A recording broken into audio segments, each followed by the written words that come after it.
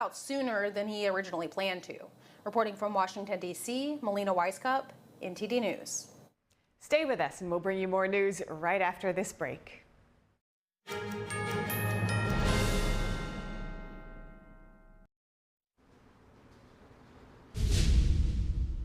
Welcome to NTD Newsroom. I'm Kevin Hogan. A second federal court blocks President Trump's tariffs today. The White House responds with a strong statement defending the president's legal authority. Trump's White House economic advisor says 3 trade deals are nearly finalized. The announcement comes after a trade court blocked most of the president's tariff agenda.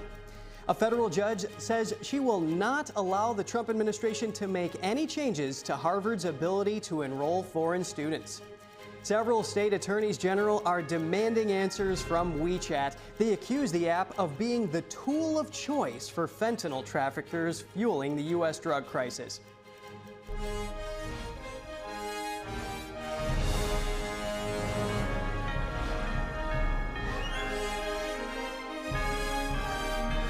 This is NTD Newsroom, live from our global headquarters in New York City.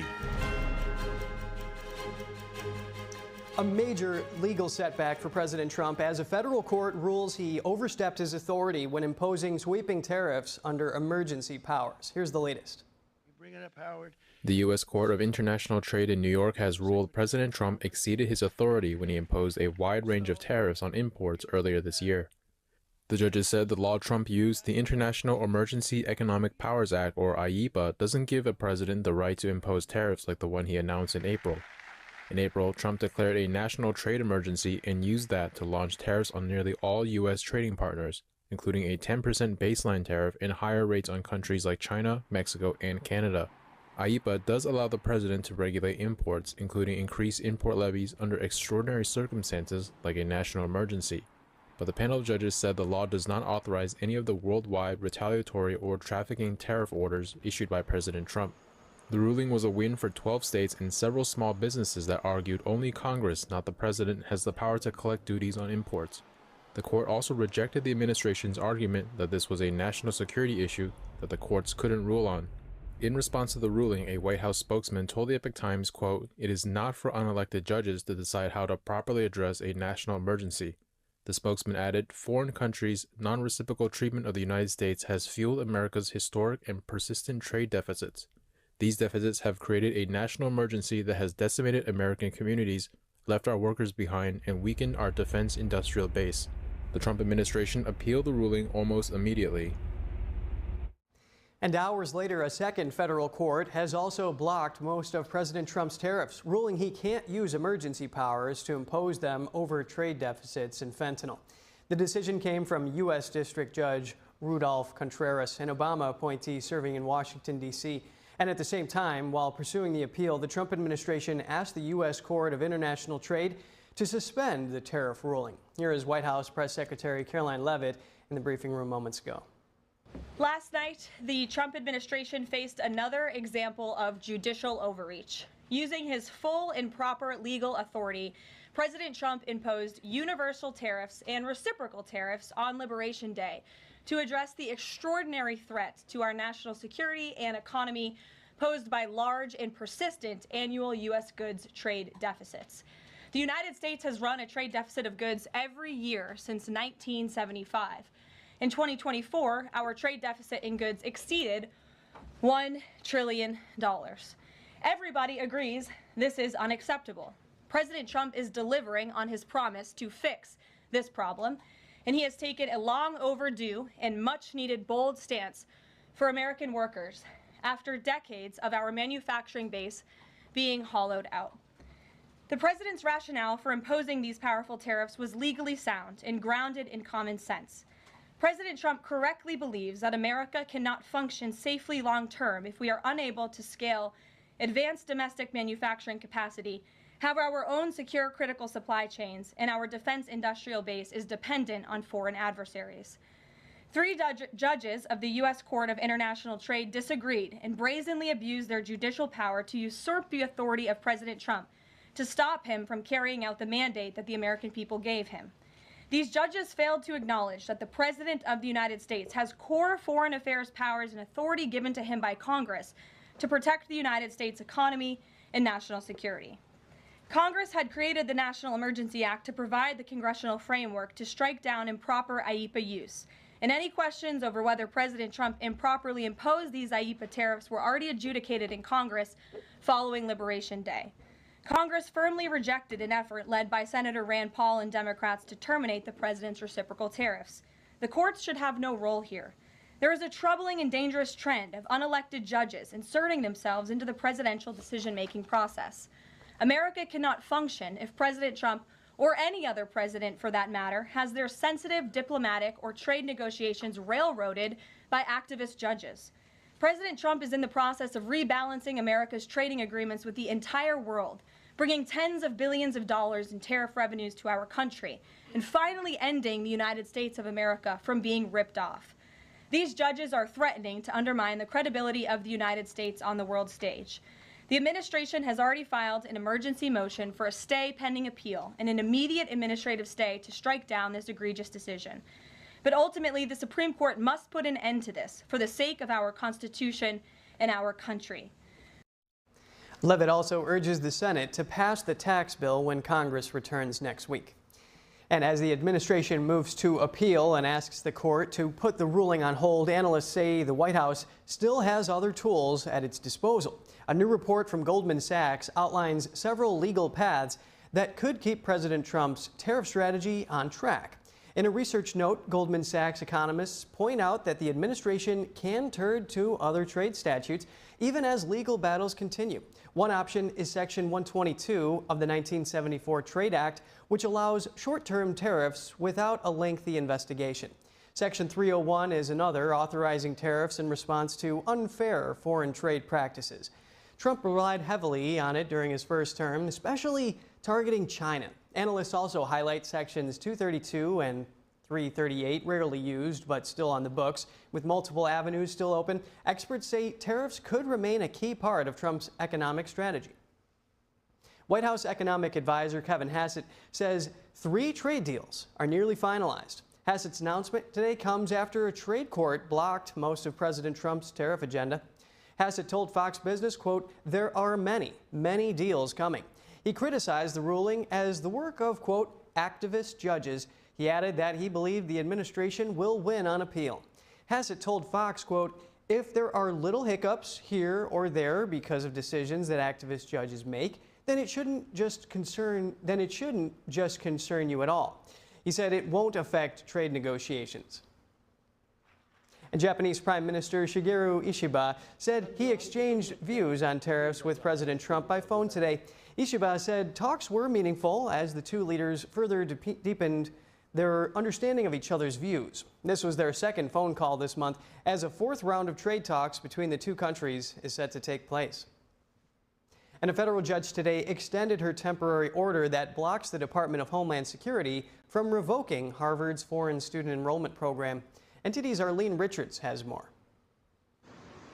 Federal Judge Allison Burroughs on Thursday said she won't allow the Trump administration to make any changes to Harvard's ability to enroll foreign students.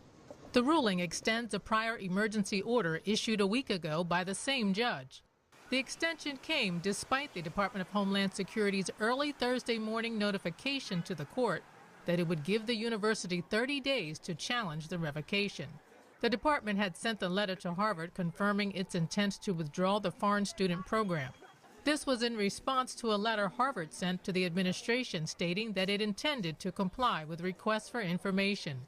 The department's notice said it would give the school 30 days to prove it had previously complied with reporting requirements as a way of challenging the revocation, but said it is not a means to submit information or evidence that should have been previously provided as part of established reporting requirements. During the hearing, Burroughs asked the attorneys to work out an agreement to stop the revocation of the program. The Justice Department said its 30-day notice may make such an agreement unnecessary, but Harvard said it's being unjustly retaliated against. Burroughs said the school's First Amendment claims may still need to be resolved in court. The judge will leave the temporary order in place until it can be replaced by a preliminary injunction, which would block any changes until after a final decision has been made on the case. No date or timeline was discussed Thursday for when a formal injunction might be issued. Arlene Richards, NTD News. And now, State Department Press Secretary Tammy Bruce is holding a press briefing. Let's take a look. About what affiliations with the Chinese Communist Party and what critical areas of study would be applicants for visas under those would be, would be subjected to more scrutiny. So I'm wondering if there is an answer to what is the actual, Chinese Communist Party affiliation that would make you ineligible for a visa, or what are examples of the critical areas in which we'll be subject to? Well, since starting here at the State Department in January, I've been impressed with a number of things, most everything, but also learning about the nature of the visas. And I've said here regularly, many people watching around the world might not know, is that we don't give details about what our methods are regarding visas. Of course, everyone is vetted. I think if you've gone through the process, it's about filing for a visa, and then you have to have a meeting. And you do it in your home country, your consulate, your embassy. And that's the process. So there is a vetting. There always has been. What we don't discuss, again, because of privacy issues, but also because it's different for each person, that there are a series of dynamics that can be applied, questions that can be asked, issues looked at, and we use every tool that we have to vet and to make sure we know who's coming in. In this particular case, the United States is putting America first by beginning to revoke visas of Chinese students as warranted, including those with connections to the Chinese Communist Party, as you mentioned, Matt, or studying in critical fields, and enhancing scrutiny of visas for all Chinese nationals, including Hong Kong passport holders. I will not be getting into the details, not only of what the details are regarding the scrutiny and the methods regarding the visa itself, but also when it comes to critical fields. I was rather pleased, having seen very often announcements that don't really give any information, and there's reasons for that, for national security, because there's negotiations, it's diplomatic, et cetera, or giving away the nature of how we choose to do things might give up our hand and make certain things less effective. In this case, when we think of critical fields, which is obviously a very specific phrase, we think about national security, the nature of how we keep America safe and secure and more prosperous. And it is important to have, I think, a broad base, because that could mean something different to many people. It could mean many things. And this is going to be up to the people making the decisions. And I think that that's in the framework of what we've discussed regarding the visa actions as well when it comes to keeping America safe. The United States, I further can say here, will not tolerate the CCP's exploitation of U.S. universities or theft of U.S. research, intellectual property, or technologies to grow its military power, conduct intelligence collection, or repress voices of opposition. The Trump administration is focused on protecting our nation and our citizens by upholding our national security and public safety through our visa process, obviously very openly and transparently applied by Secretary Marco Rubio. Every visa adjudication is a national security decision, every single one of them. Every prospective traveler to the United States undergoes interagency security vetting, prohibiting entry to the United States by those who might pose a threat to U.S. national security or public safety is key to protecting U.S. citizens at home. So we've experienced this through these last several weeks. It is something that is at the heart and really at the front line of protecting the country. And we're taking it seriously, and we're being open about the nature of what's happening in this particular instance. So could I just ask that last bit that you just said, which was not in the statement last night, and is a little bit more specific about? About the nature of the theft of certain things. Yes, well, we again, and as reporters here all and curious people, you know the nature of what China has been doing about with technology, right? Stealing information, intellectual property, U.S. research, copyrights, et cetera. This is not new or confusing, and this is one way that we certainly can try to mitigate that issue. Yes, Thank Andrea you. Mitchell. Let me one follow-up on that, and then I want to ask you about course. Hamas in Gaza and Israel. Certainly. Is there any reevaluation of TikTok and its vulnerabilities as was defined by the previous administration as dangerous for national security reasons.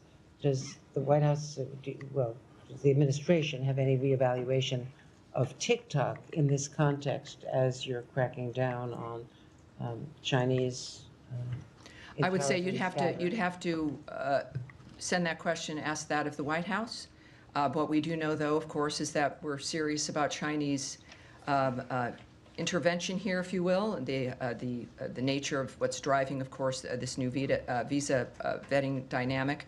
But for that specifically, I know the president has spoke on it. You'll need to ask the White House. And let me ask you about the Yes.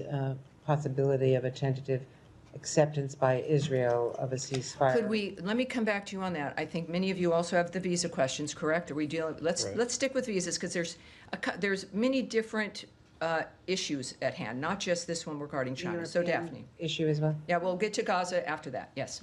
Thank you. There are hundreds of thousands of Chinese students currently in the U.S. What proportion does the State Department expect will face visa revocations?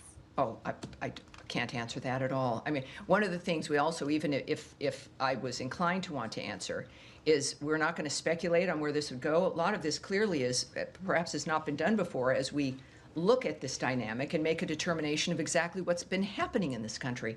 A great deal of what President Trump has done and what Secretary Rubio is doing is beginning to look at certain things, whether it's foreign aid, the nature of visas, how people are getting here, what's happening at the universities, the things we've seen that we don't like that have emerged from them. But I certainly would not hazard to suggest that the numbers matter. What the story is here is that the issue of being serious about safety for the country matters, and we're going to look at that at every single front. So I think it's less about numbers and more about the fact that we're keeping America safe and taking the actions that we need to do that. At the tail end of Trump's first administration, the U.S. revoked visas for more than 1,000 Chinese students and researchers that were deemed security risks. Should we expect the actions that Secretary Rubio announced yesterday to exceed those first-term measures? You love the numbers. She loves the numbers. Daphne from Reuters. How many originally did you say Chinese students were here? The hundreds of thousands. Hundreds of thousands. And so you've provided a number of about 1,000, which I'm not quite sure how that number even would have been a number that you could rely on, because Consular Affairs does not provide numbers. We don't discuss visas that are issued, visas that are removed, things that are revoked. Those are numbers that are not shared, are not provided, and I would suggest using caution if someone has given you a number like that. I have no idea what the numbers will be. What I do know is that the people who are deemed to be a threat to the country or a problem now will be vetted again or looked at seriously, and Americans will be safer. That's the story here. And then just on the visa restriction policy announced yesterday over the censoring of Americans, can you provide any specific examples of what actions prompted the U.S. to institute this policy? And when might we expect any visa restrictions to be implemented? In a case like this, you're looking at a policy that is a reflection of what the Trump administration and the American people care about, which is the idea of Americans being censored. We experienced this through COVID, the nature of our ability to be able to speak our minds. And while I won't give you, or can give you, or would give you specifics about how this particular restriction would be approached, which is not done in a blanket way, right? That there's individuals who are flagged or who are seen as being a participant in some aspect of the censorship of Americans. What I can say is that all of what you see emanating from the Trump administration and the State Department is a reflection of the policy of this administration and what the American people want and expect when it comes to what their futures are going to hold. Again, on visas, hold on, please. Still on visas. Still on visas. One moment, I'll be back with you. Yes. One on the cable that went on Tuesday, it said they expected this expanded social media vetting guidance for visa applicants to go out in the coming days. Are you still tracking that timeline, and give us any guidance on what that is going to look like? Yes, I can't give you a specific timeline, but there will be more information. What I can say is that, in general, because that was an internal communication that was leaked, at the same time, we have confirmed that the details are accurate. Also, the Trump administration is focused on protecting our nation and our citizens by upholding the highest standards of national security and public safety through the visa process specifically. Every adjudication, as I noted to you, is a national security decision. And a visa, as a reminder, is not a privilege. It's a privilege. It's not a right. It's not a birthright. It's not something that you're owed, no matter where you come from. Every prospective traveler to the United States undergoes interagency security vetting. And this is important with these conversations because it seems like only certain groups are facing vetting with visas. Every single person does. So I would say that, yes, you're going to get more information. And this is, as a result, not an interminable kind of end. There is an end point, and it should be rather quick as consulates and embassies make adjustments when it comes to how they handle Can we expect visas. the appointments to open back up immediately after that guidance goes out to posts? Well, one thing I can tell you, a few things I can say is people can still make their application, do their regular steps, but it's a two-step process, right? You apply, and then you have to get an appointment to meet with people, to talk with them. Unlike often with the passport or something, there's a very specific process. So right now, there might be some delay, and what I'm told to encourage people to do is to regularly check to see when those spaces open. So as opposed to, let me just say, I would not be recommending that if this was going to be weeks or months. So if you've applied for a visa and you want to, please do.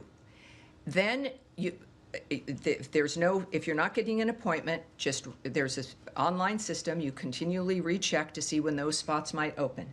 I can't tell you immediately after some, indeterminate moment of an action, but I can tell you that it's something that would happen perhaps sooner than later.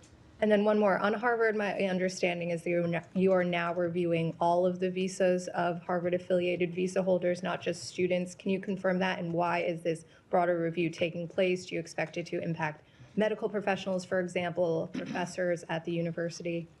I hesitate only because all of this is regarding visas and the nature of our mission and the approach that we take regarding who is being scrutinized and how we're going to approach. So we're going to put that off. I think we probably will have a bit more on that next week, perhaps, but we'll put that off now. But what I can say clearly with all of the news over the last 48 hours is that the visa process is a key component of keeping the country safe. It is not targeted at certain only specific individuals. This is an overarching national security action, and we are acting quickly. Obviously, we're a nation that loves people coming here the legal way, and we want to help facilitate that, but not at our own risk. Sean. Sure. More on the visas. If you don't mind me emphasizing, as Daphne and Matt asked you on the language, the Secretary's statement yesterday aggressively revoked visas for Chinese students, including those with connections.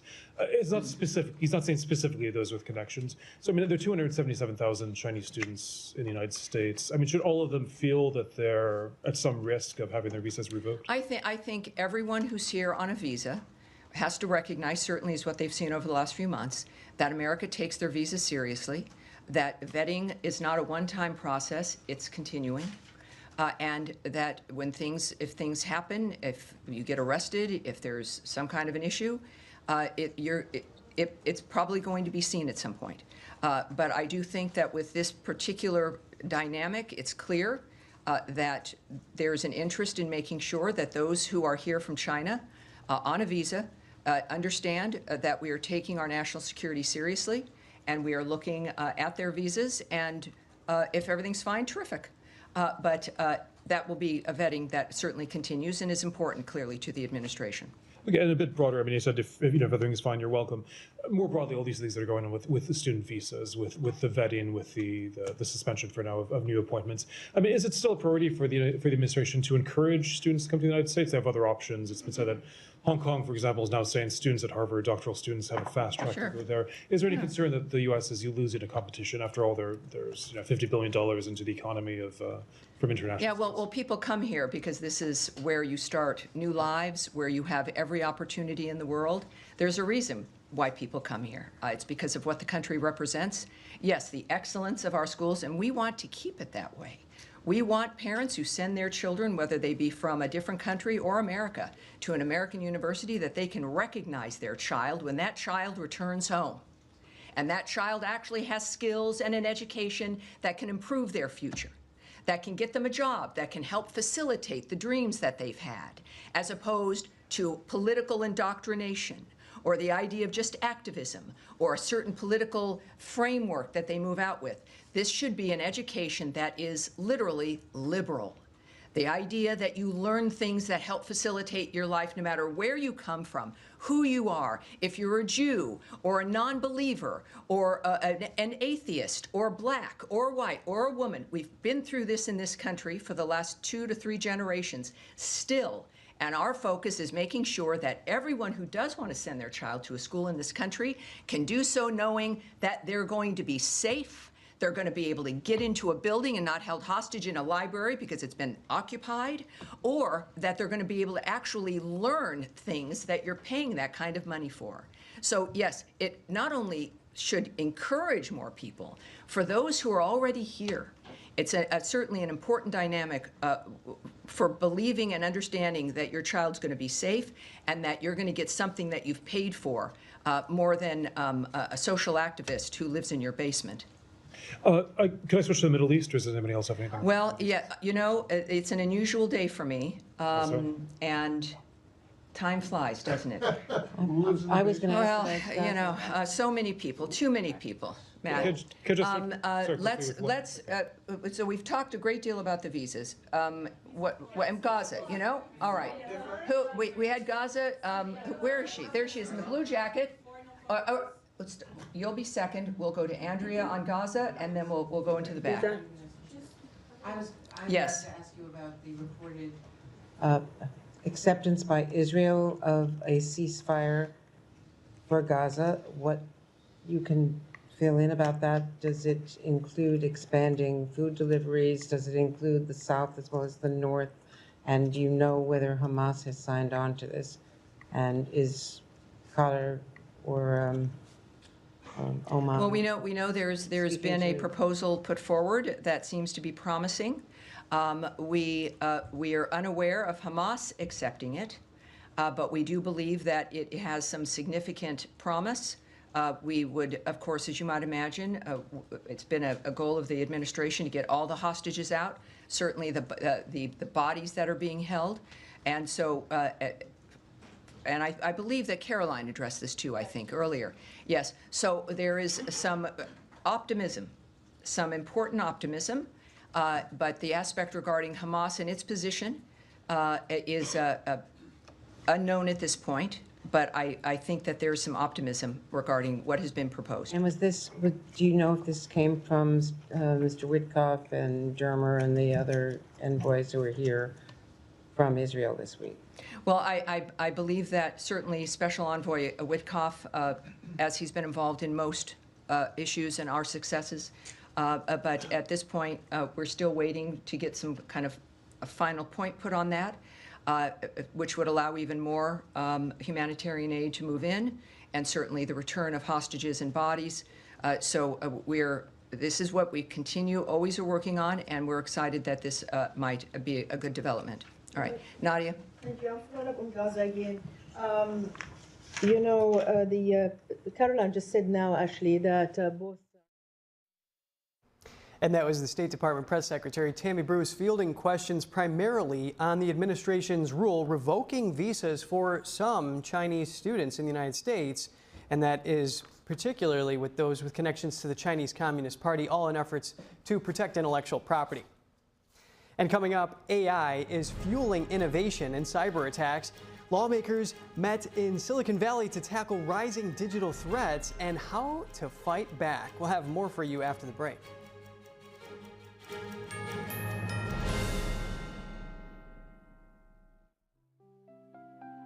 This is such a gentle painting, so beautifully portrayed.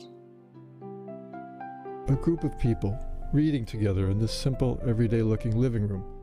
A young girl reading along with an adult, a grandparent sitting in the lotus position, a businessman in his typical suit.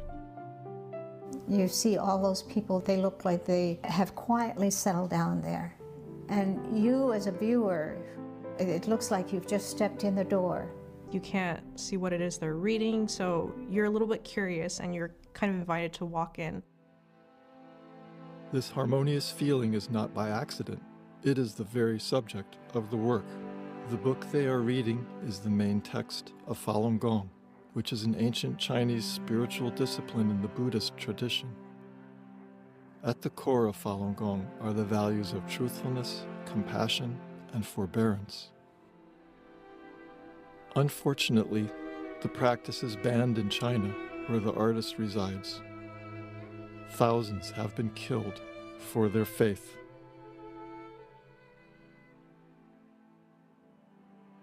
Golden energy blooms into the room as a result of their steadfast faith.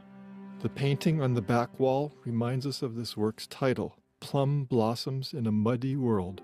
It's also a metaphor for the practitioners that are sitting in the room as plum blossoms. They signify perseverance and hope that all brutal winters end and life is renewed once again. It's a magical painting.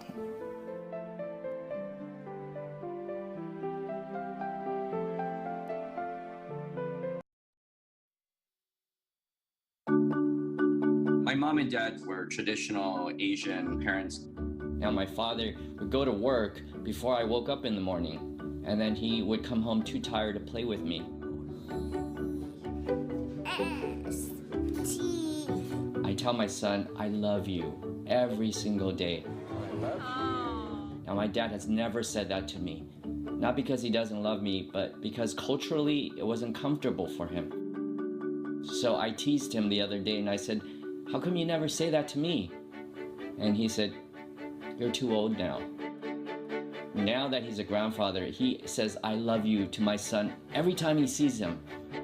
My advice to all the fathers out there, forget the material things, forget the cultural restrictions. They grow up way too fast for you to waste even a single precious minute or moment. Say bye-bye. Bye-bye.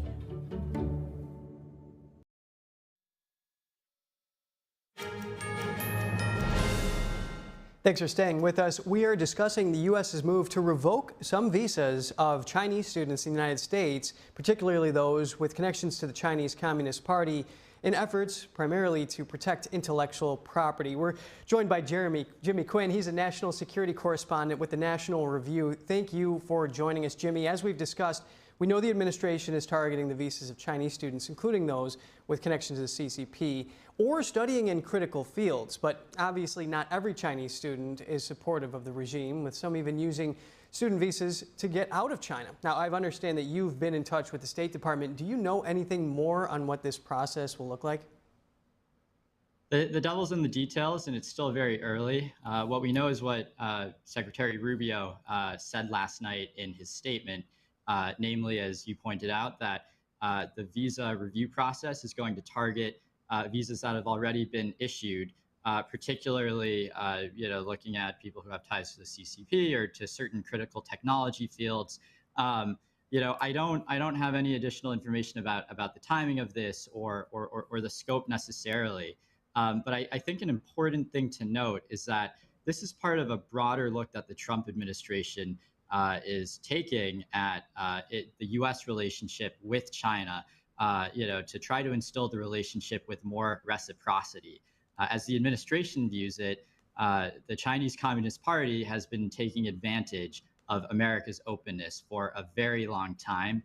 And this action is part of a broader suite of other steps that have been taken to counter that exploitation of American openness. And we've seen a lot of tough steps taken by the State Department in recent weeks targeting China as well. But as you said, it's important to note not every Chinese student, not most Chinese students are pro-Beijing or engaged in anti-U.S. activities. It sounds like it's going to be a review process looking at very specific criteria. Understood, Jimmy. And Epoch Times host and investigative journalist Joshua Phillip, He's explained how the CCP will use America's systems against them. So if we have an open society, open press, and so forth, they use those tools to create some leverage there. Now, when you hear about student exchange programs, you expect there to be win-win for all students and countries involved, generally speaking. There's an exchange of ideas, culture, and values, but we've seen cases over the years highlighting the risks involved in doing this with China, an adversarial regime. Talk to us about those risks. American campuses have become hunting grounds where many Chinese students actually have been targeted by the CCP and its agents as they have tried to crack down on speech by Chinese nationals studying in the U.S., which is an extraordinary violation of America's sovereignty. We saw some of this during the white paper protests of 2022, when a lot of people came out on American campuses to voice their opposition to the draconian zero COVID policies of the Chinese Communist Party at the time. A lot of the Chinese students who were engaged in that movement were targeted by the PRC and the CCP authorities. So what we've seen is that a lot of these exchanges that you've referred to have been exploited by Beijing to basically get leverage with American universities, to provide access points, to propagandize for the party's line, to gather information about, students on American campuses. And another vector of this sort of malign influence has been the Chinese Students and Scholars Associations, which are these clubs that are ostensibly just dedicated to cultural exchange and to making Chinese students, welcome on campus. But the trouble is, these organizations, for the most part, are working in tandem with the Chinese consulates in America, with Chinese diplomats, and through them, Chinese students are surveilled on campus, creating this, very authoritarian atmosphere that extends the party's long arm of repression directly onto American campuses. And Chinese students have been the victim of that. So the Trump administration is trying to put its foot down and really crack down on this. Thanks for that in-depth look on that. I know you've done a lot of work in this area. The State Department said it'll revise visa criteria to enhance scrutiny of all future visa applications. In terms of protecting national security, what has the criteria consisted of up till now? Sure. So the important thing to know is that the current criteria haven't really worked. You've seen all of these princelings, these sons and daughters of prominent party officials come to America, benefit from our system, and then go back. Basically, there hasn't been enough scrutiny of certain prospective students' ties to the Chinese Communist Party, and there needs to be a rigorous process in place. And I think that Rubio's announcement last night basically states that they are going to start to create that process, reevaluate what's already in place, and try to make sure that there are no more incidents like one at the Harvard Kennedy School that we saw back about 6 months ago, where this Chinese student, who is the son of a PRC official, basically manhandled a Taiwanese protester who disrupted a talk by the Chinese ambassador at the Harvard Kennedy School. So none of that should be, happening on campus. And the way that you do that is you look very specifically at certain individuals' ties to the Chinese party state. All very important points to keep an eye on. And at some point on the campaign trail, President Trump said he'd deny entry to all communists and Marxists using the Immigration and Nationality Act. Do you expect the administration to roll this out anytime soon?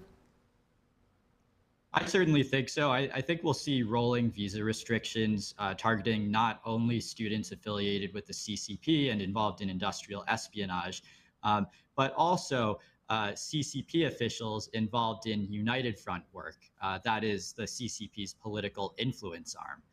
And that's very important because what we've seen even in the first several months of the new Trump administration is that all of these propagandists and CCP operatives who have previously come to the United States have continued to do so. It seems as though they have a standing visa.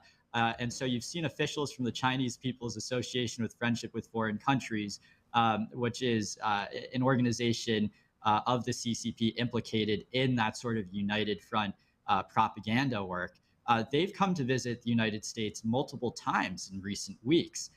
So I think that as the State Department continues to review these policies, these old policies, we'll start to see a crackdown on that sort of thing. And you won't have as many United Front operatives coming in. Well, thank you for this very insightful analysis. Jimmy Quinn at the National Review, we appreciate it. Thanks, Kevin. Good to see you. And coming up, AI is fueling innovation and cyber attacks. Lawmakers met in Silicon Valley to tackle rising digital threats and how to fight back. We'll have more for you in just a minute.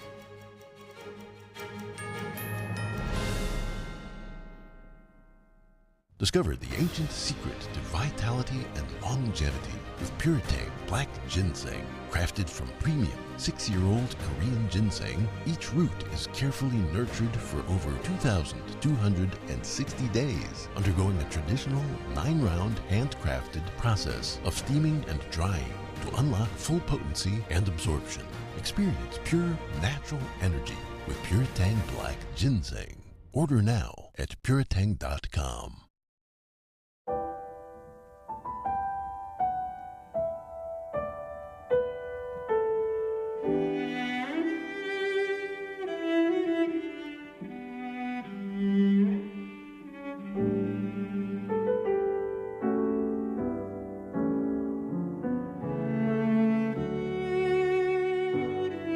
大提琴不仅仅是一件乐器，它是有生命、有感情的，需要我们精心的照顾。往往我们一个小小的动作，可能都会对人情绪产生微妙的影响。天音的品牌是福星，我们对于传统的理念很荣幸被神韵艺术团选为指定供应商。时间是酿造音色的不可替代的陪伴。我跟大提琴已经有60多年的友情了，每一把琴都有它自己的个性，熟悉它，才能真正发挥它的潜力。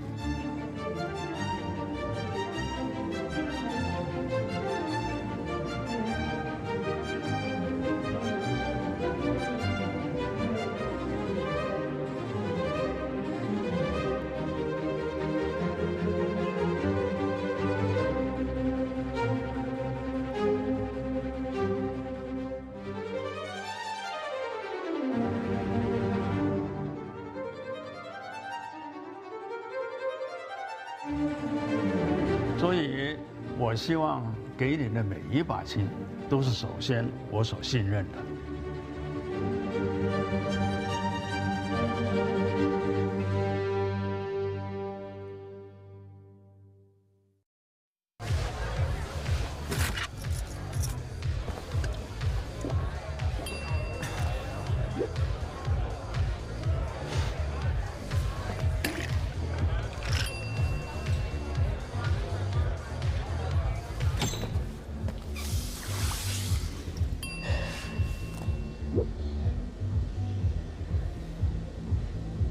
If you need to do something to feel okay to drive, you're not okay to drive. Don't drive buzzed.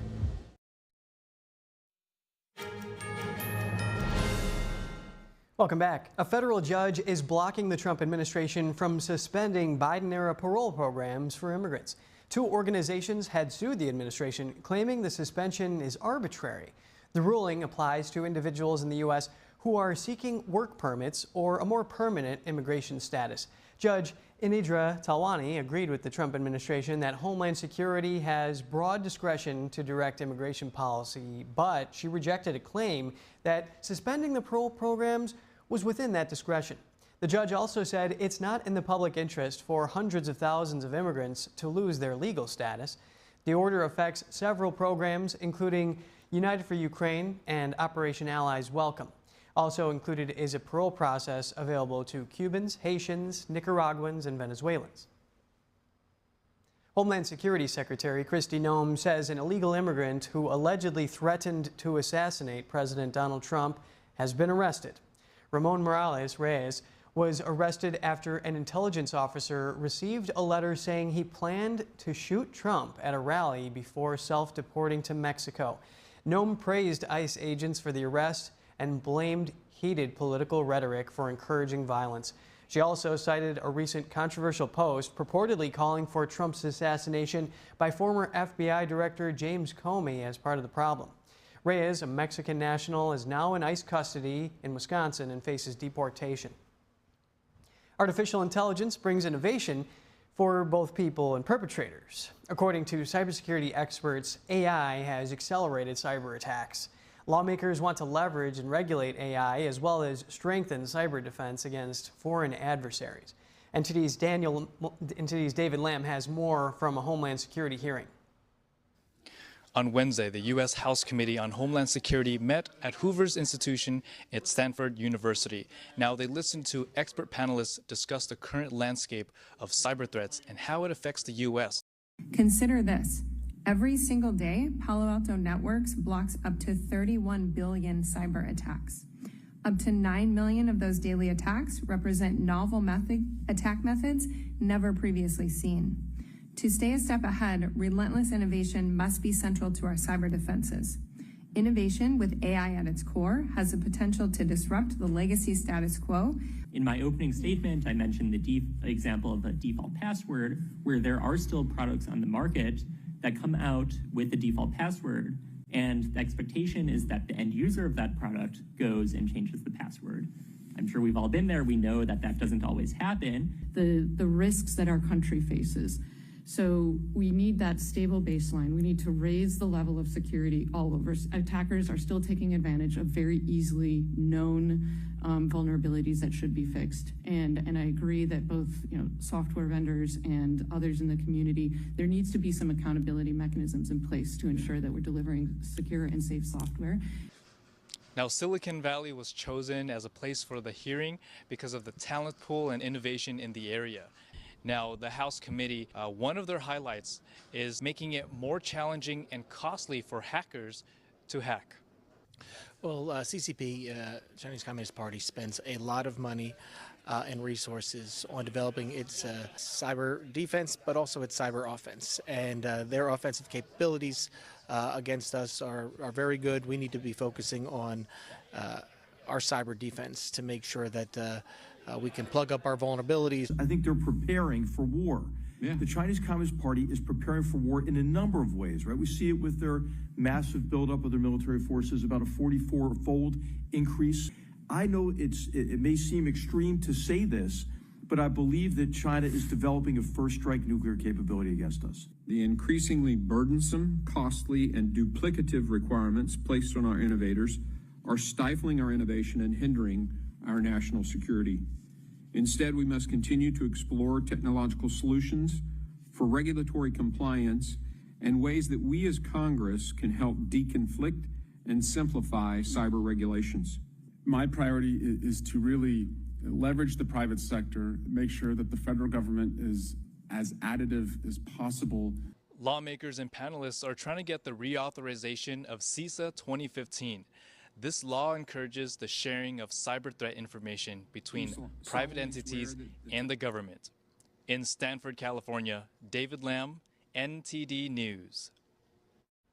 The CEO of Anthropic, a leading AI company, has a warning for the U.S. government and the public. Dario Amodei told Axios in an interview yesterday that AI could wipe out up to half of entry-level jobs in tech, law, and finance within just 5 years.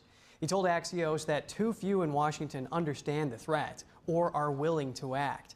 Amodei said most workers still don't realize what's about to hit them. Despite building powerful AI models like Claude 4, Amodei told Axios his role is to be honest about the risks. Amodei told Axios he sees a looming scenario where economic growth soars, but unemployment spikes. In his interview, he urged government to prepare now and floated a token tax on using AI models where 3% of the revenue could go to the government and is then redistributed.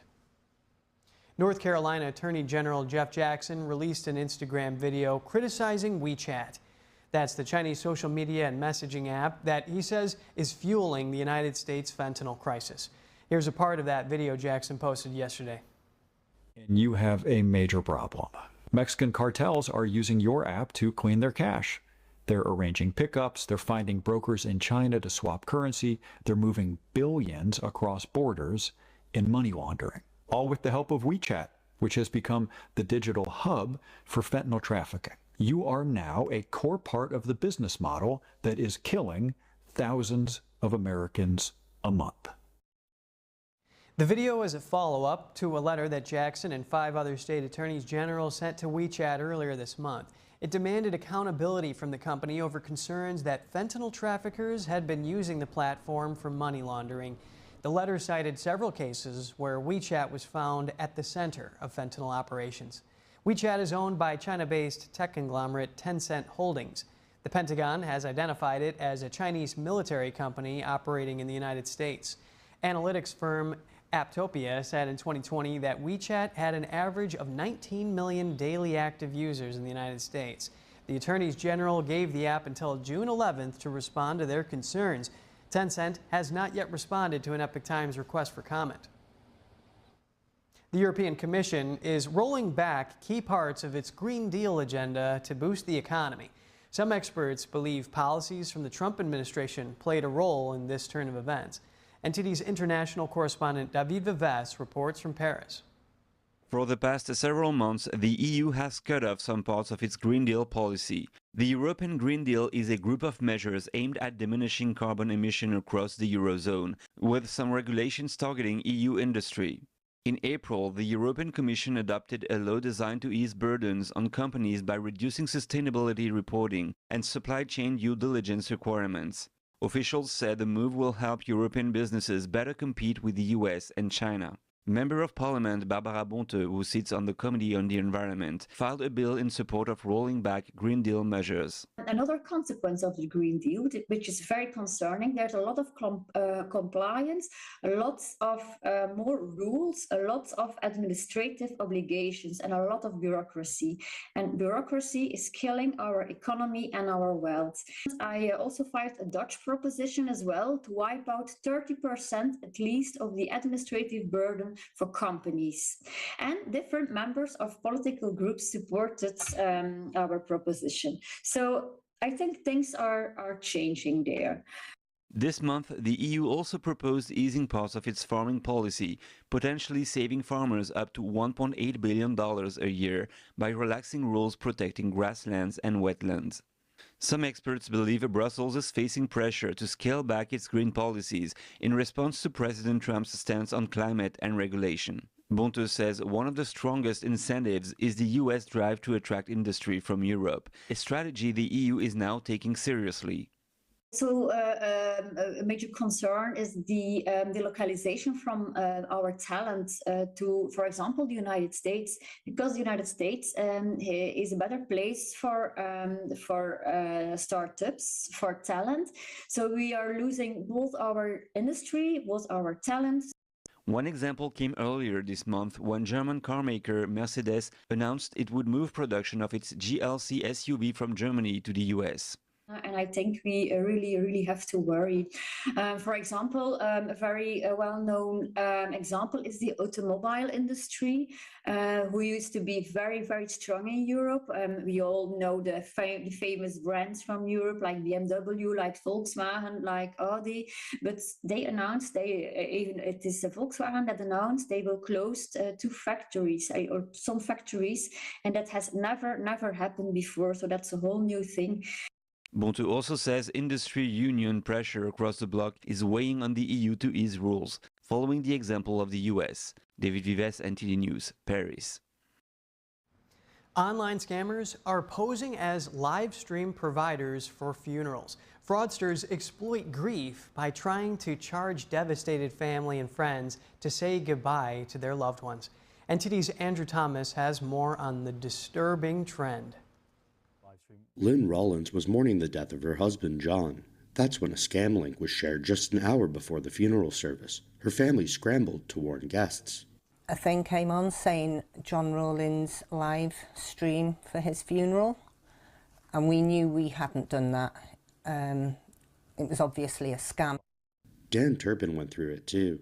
A friend tried to watch his dad's funeral. She entered her card details and lost money. There was no video at all. It's disgusting, really, how people can, you think about usual scams around, but this is something that I think hits so much harder than anything else that you see. Catherine Hart from the Chartered Trading Standards Institute says the scams are growing. She says evidence suggests organized crime. Unfortunately, these criminals are targeting everybody, everywhere, and that's why we have to be on our guard. But we have seen a rise of these sort of scams, of this sort of criminal activity over the last 4 years. For Rollins, it's difficult to fathom why these scammers targeted her and her husband's funeral. She has just a few words about the fraudsters. The lowest of the low, in my opinion. It was awful. Andrew Thomas, NTD News. U.S. astronauts Butch Wilmore and Suni Williams are on the up after returning to Earth in March. They were left on the International Space Station last year by Boeing's troubled Starliner capsule. Wilmore and Williams are now getting back to work with Boeing and various NASA programs after weeks of physical therapy. They set off on an 8-day Starliner test flight last year that turned into a 9-month stay in space. After returning, they spent 45 days readapting to life on Earth. This includes regaining muscle, strength, and balance. Well, right now, we're just coming off of the rehab portion of our return, getting back into some of the debriefs. We actually finish our debriefs tomorrow. So, and then we'll eventually get back into those type of roles and specifically what we'll be involved with. Yeah, so that was really the first month to 45 days of that, and then we graduated and back to normal. And I felt, though, honestly, I was still tired. Like all the little muscles are getting re-engaged, and so it kept me being like not being able to wake up like I normally like to wake up early in the morning until about a week and a half ago. Then I'm like up at 4 in the morning. I'm like, aha, I'm back. So I think all of that just takes a little while to get back to gravity. Problems with Boeing's Starliner propulsion system forced NASA to return the capsule without its crew last year. Wilmore and Williams' extended mission came during a critical time for Boeing and faced many technical challenges, drawing global attention. NASA officials said that Starliner testing will take place throughout the summer. The results will help decide if the spacecraft can carry humans on its next flight. All animals are special in their own right, but scientists wanted to know what makes orange kitties so unique. A new study has unraveled the long-standing mystery behind their golden hue. Scientists say they have an unusual mutation that likely occurred once during domestication and then was selectively bred for.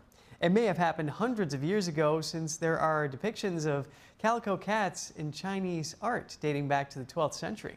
The study was published earlier this month in Current Biology. And stay with us. The Justice Department is now investigating California's transgender athlete policies. This follows President Trump's threat to withhold federal funding for the state over fairness in women's and girls' sports. We'll have more in just a minute.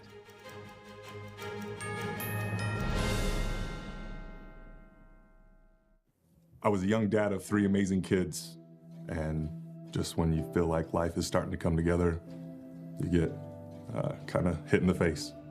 I was born with a congenital heart defect and had open heart surgery as a kid. I was supposed to go to the heart doctor once a year, and I finally went. He listened to my heart, and I'll never forget, he sat back and he said, yeah, it's time for open heart surgery, or you risk your aorta rupturing, and that's it. I was scared out of my mind. The night before my open heart surgery, I made a goodbye video for my kids, just in case I didn't make it. Be strong. Take care of your mom. I love you guys. Seeing, all the kids hug him goodbye and hoping that they were going to be able to hug him again. I love you. But I did make it, thanks to the work of the American Heart Association. So that's why I'm asking you to join me. Please call now or go to helpheart.org with your donation to help save lives. You can help get the next person trained in CPR, get the next hospital certified in high-quality cardiovascular care, as well as fund the next medical breakthrough like these heart valves that help save my life. I'm most grateful that I get to have a husband that I get to grow old with, and a husband that gets to be there for his children. Heart disease is the #1 killer in the U.S. That's why it's so important that you call or go online right now with your generous gift. I believe without the American Heart Association, I would not be here today. If this can happen to me, it can happen to you, it can happen to anybody. We all need your help. And your donation can literally help save a life. Please call the number on your screen or go to helpheart.org now with your gift of any amount. I was a quarterback at Hardaway High School, college first-round draft pick, on and off the field. We were taught to not show any sign.